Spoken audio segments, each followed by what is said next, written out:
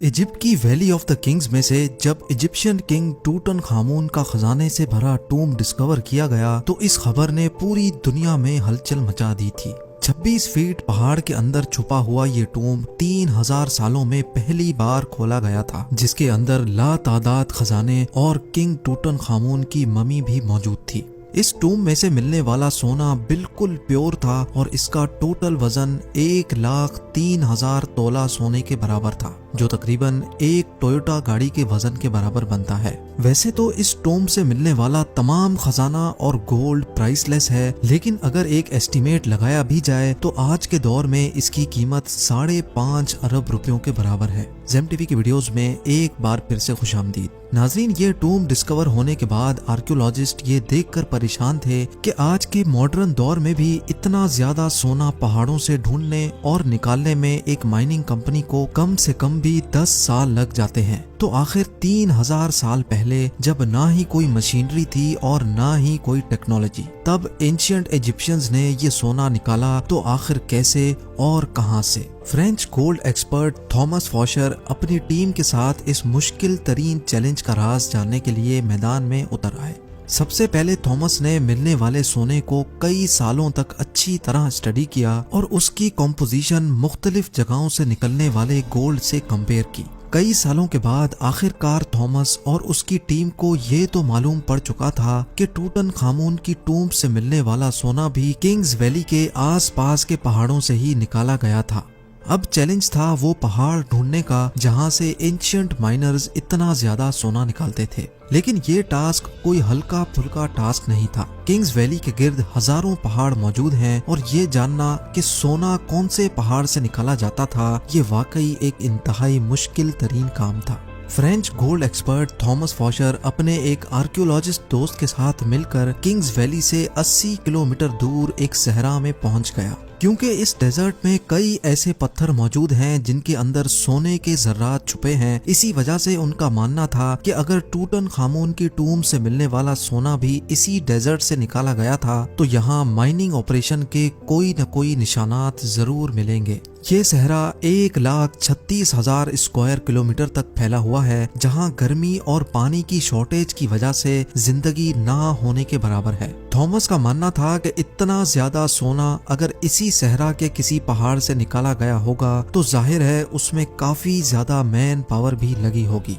Thomas और उसका साथी इसी खोज में सहरा के अंदर जाते रहे। इस बंजर सहरा में कई घंटों तक सफर करने के बाद काफी अंदर जाकर उनको पहाड़ के नीचे एक अजीब मंजर देखने को मिला। करीब जाकर मालूम पड़ा कि ये एक कदीम जमाने का कुआं था जो पूरी तरह से खुश्क पड़ा हुआ था। ये बात तो जाहिर थी कि ये कुआं किसी दौर में यहाँ से गुजरने वाले काफिलों को पानी फराहम करता था, लेकिन हैरत अंगेज तौर पे यहाँ कुछ और भी था जो इस कुएं से भी ज्यादा इम्पोर्टेंट था।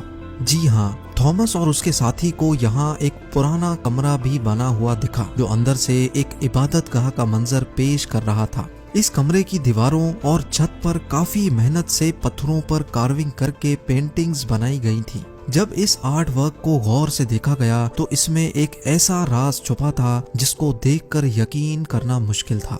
थॉमस के साथ आया दोस्त जो कि एक आर्कियोलॉजिस्ट था, उसने बताया कि इस पेंटिंग में वही राज छुपा है जिसकी तलाश में हम लोग निकले हैं। पेंटिंग में जाहिर था कि सहरा में बना यह कुआं और रेस्ट रूम इस सहरा का सबसे पहला स्टॉप है, जहां पर एंशिएंट गोल्ड माइनर्स आराम करने के लिए रुकते थे।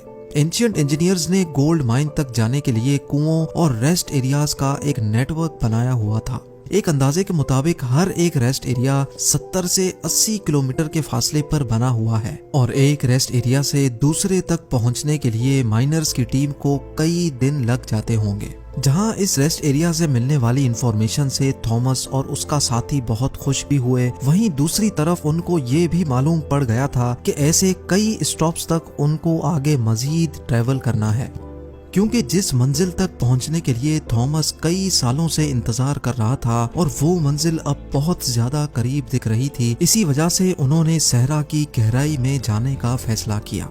बंजर सहरा में एक के बाद दूसरा रेस्ट एरिया आता गया, लेकिन गोल्ड माइन जैसी कोई चीज नजर नहीं आई।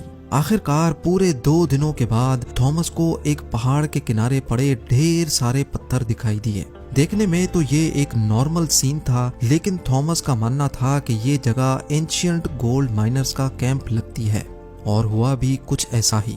जी हाँ, इस जगह पर पत्थरों से बने कुछ ऐसे टूल्स मिले जिनकी मदद से पत्थरों को तोड़कर उनके अंदर से सोना निकाला जाता था।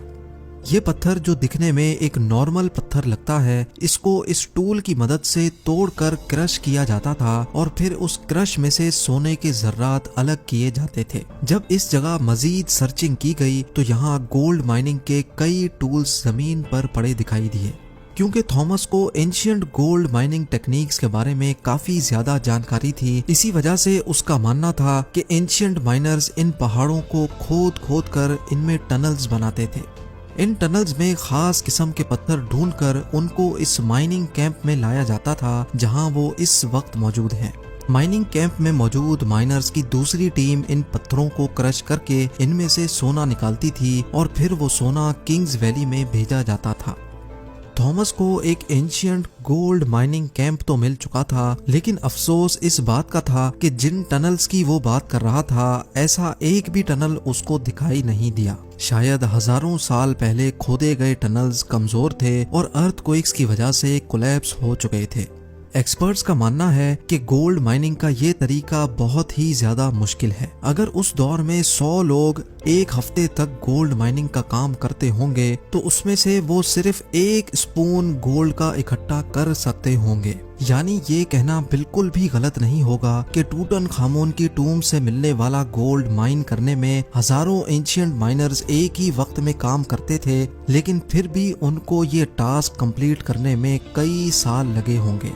माइन किया गया सोना छोटे छोटे जर्रात की फॉर्म में किंग्स वैली में भेजा जाता था, जहां पर एक अलग टीम उनको मुख्तलिफ शेप्स में डालती थी, जिसमें टूटनखामुन का death mask, coffin, statues, jewellery, chairs और गोल्ड चैरियट भी शामिल था। 1922 में जब हॉवर्ड कार्टर ने ये टूम डिस्कवर किया था, तब उसमें 5000 मुख्तलिफ किस्म की चीजें मौजूद थीं। इन तमाम चीजों का कैटलॉग बनाने में ही ब्रिटिश आर्कियोलॉजिस्ट को पूरे 10 साल लग गए थे। उम्मीद है ज़ेम टीवी की ये वीडियो भी आप लोग भरपूर लाइक और शेयर करेंगे। आप लोगों के प्यार भरे कमेंट्स का बेहद शुक्रिया। मिलते हैं अगली शानदार वीडियो में।